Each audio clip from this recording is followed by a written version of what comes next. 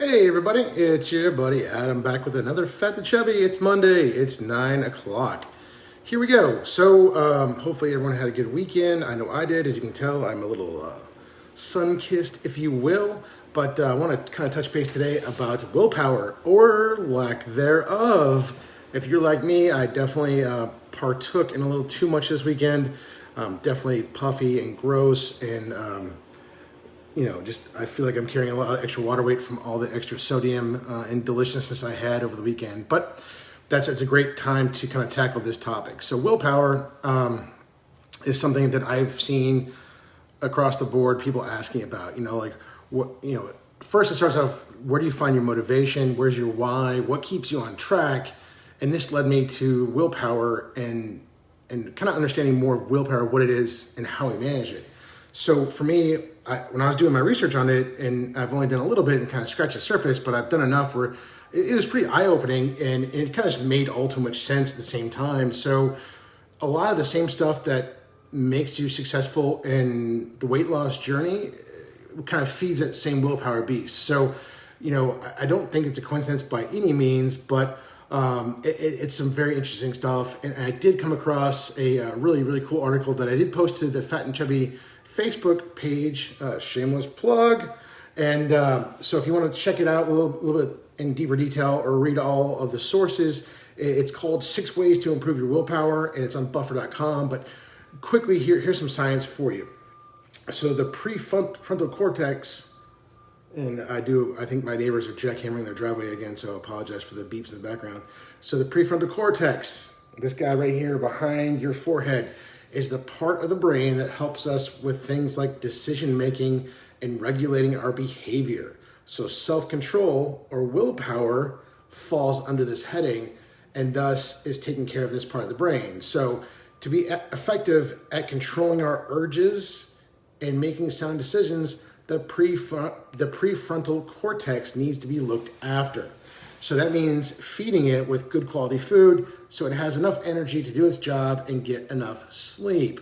So for me, that was nuts, right? So the crazy thing about willpower, like most things, it's finite. So we only have so much of it, and as it runs out, right? It runs out as you use it. It's kind of like energy and stuff like that. If you're not eating good meals, you don't have a whole lot of energy, and you will run out of it rather quickly. So there's a bunch of different camps out there, but a lot of people do believe that we can strengthen our willpower by training it, much like anything else. And what I found out was really interesting is that these 6 ways to improve your willpower, which I'm about to get into, are almost spot on the same things you have to do with your weight loss journey or anything for that matter. So it's not rocket science that, as you're losing weight and that snowball is picking up steam, it's a snowball going downhill. It just makes sense that everything gets easier and easier and easier because you're getting more success and you're getting more confidence. So the 6 things are: learn how to manage stress, right? Everyone has different ways of doing it. Whether you need to have your serenity nows or do your woosahs, or when I was growing up and couldn't put my feelings into words, my mom's like, all right, well, just yell into your pillow as loud as you can, right? So I would, and it helped a lot. I would scream at the top of my lungs on my pillow and just get the stress out, and then I'd be fine. For some people, it's hitting a punching bag. For me, it's now working out. So I get up first thing in the morning. Everyone knows I go on my bike rides, and that really helps a lot with my stress management, because I've really, anything I have that's kind of the chip in my shoulder, I try to get that out of my system when I'm on my bike rides. It's really therapeutic for me. So learn how to manage stress. 2, encourage yourself to stick to the plan. Now, I've mentioned this in other videos, daily affirmations. I know at first I thought they were goofy, but like literally looking yourself in the mirror when you get up at 4 in the morning or whatever it is, and like look at yourself and say, look, I can do this. I'm going to do this. Let's go do it. No bullshit. It helps. So encourage yourself to stick to the plan. 3, get more sleep. Well, no shit, right? Oh, but I don't have enough time. Yeah, make time for it. Go to bed. Redo your schedule. Figure it out.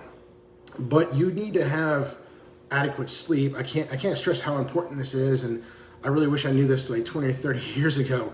But sleep is just so important for your body to recuperate, regenerate. If you're having trouble sleeping, definitely go to see a sleep doctor. Getting on my CPAP is the best thing I could have ever done for myself. Getting to my new doctor from another shameless plug, Dr. Faruqi at Razak and Associates here in Houston was absolutely phenomenal. Great guy. He did go to my rival high school, so he does have a little ding against him, but whatever. Number 4, meditate. Yoga, breathing exercises. Find what works for you. I mean, you need to have that 10, 15, 20 minutes of just 100% you time. I mean, for some people, it's like sitting in your car or truck and just jamming out to your favorite bands.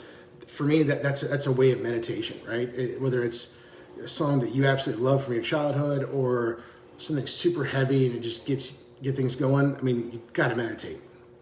5, better exercise and nutrition. Well, that's kind of like a duh one, right? I think that if we're all exercising and eating better, it's just life is just easier in general. And as we get older, it's just definitely more and more important, because I know that for me, like yesterday, I had a lot of really good stuff. I went on a long bike ride. I took the kids and we just the family to the park, and then went to a friend's house for the Super Bowl, and I ate like crap. I drank a bunch of beers, and I feel it. I feel like so much salt and sodium in my brain, in my body. It's gross. And here's a 6th one, and this is one thing that I think a lot of people really need to start focusing on, and it's postpone things for later to gain focus on what's important now. So I know when I was younger, I had a really, really big problem saying no. I was afraid of letting people down. I was afraid of missing out on an opportunity. But I think that's the bulk of us in general. You want to say yes to a lot of things, but learning to say no is amazing. And I think that especially if you're at the front end of this journey and you know you need to lose weight and you're not getting a whole lot of support from other people, when you start saying no, it's when you start like getting that freedom to pursue this full force. So I definitely encourage you to start saying no to people. It's really freeing. Another piece on that too, and one thing that I grew up doing, thanks to my mom, was having a mental health day.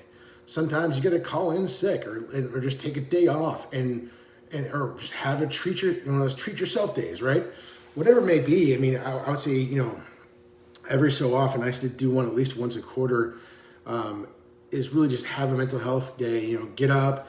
For me, I get up, I'd work out, do all my morning stuff, and then I have a day to myself to do whatever I wanted to do, whether it was to go get a massage or, just go fart around somewhere or go downtown and drive around or go to a brewery I wanted to go to or whatever it may be. It was just a really good day just for me to kind of unplug, refocus, and move the needle in the direction I wanted it to move. So, and that just is one of those things. I mean, in this journey, you do have to be selfish. You do have to invest in yourself.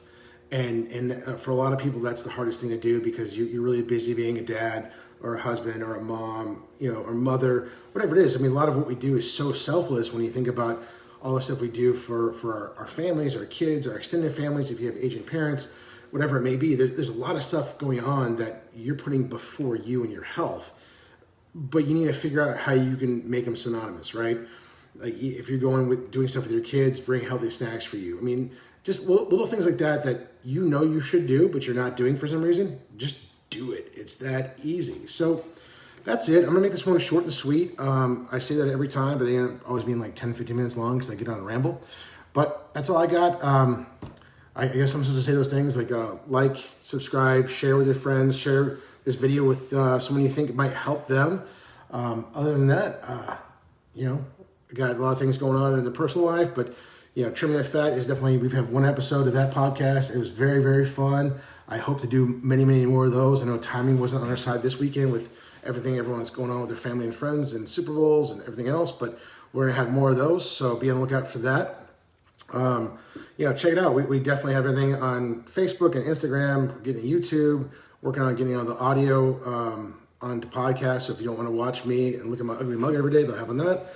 So that's all I got. Adam with Fat to Chubby signing off. Have a good day.